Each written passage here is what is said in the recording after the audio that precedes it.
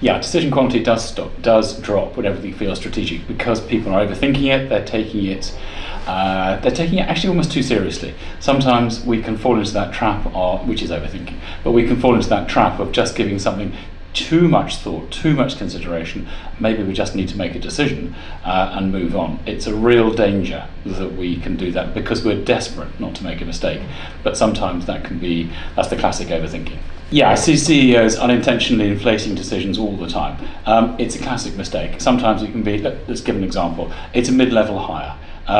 Yes, it's important, but no, it's probably not critical. And they just give it too much thought, they agonize over it. The entire C-suite may be pulled into this discussion. Probably doesn't need that. The answer is, as usual, make the decision and move on. Decision inflation is something that I do see within leadership teams. It can probably be demonstrated in a number of ways. It can be that everything gets escalated up to the CEO or up to the C-suite, and perhaps that doesn't need to be. It can be the overthinking of things and going into too much consideration, too much debate.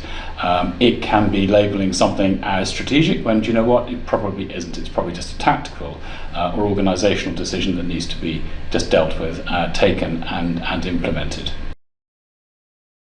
I think CEOs can classify decisions in probably three ways to make it easy to manage.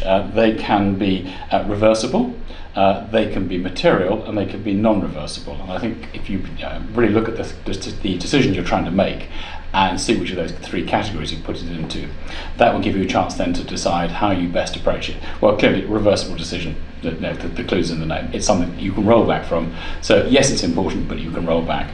Material, well, that could be perhaps a major change in the way the business is operating, or perhaps taking on a new product line, or closing a product line down. And they definitely require some thought and consideration. And the last one would, of course, be non-reversible decisions.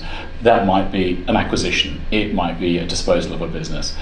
Once it's made and once the actions happen, there's no going back. I think putting things into those three frameworks gives you an opportunity to decide just how critical it is, and therefore how much time, effort and thought needs to go into the decision. When everything feels strategic, nothing lands cleanly. Where are you treating a reversible decision as if it's existential?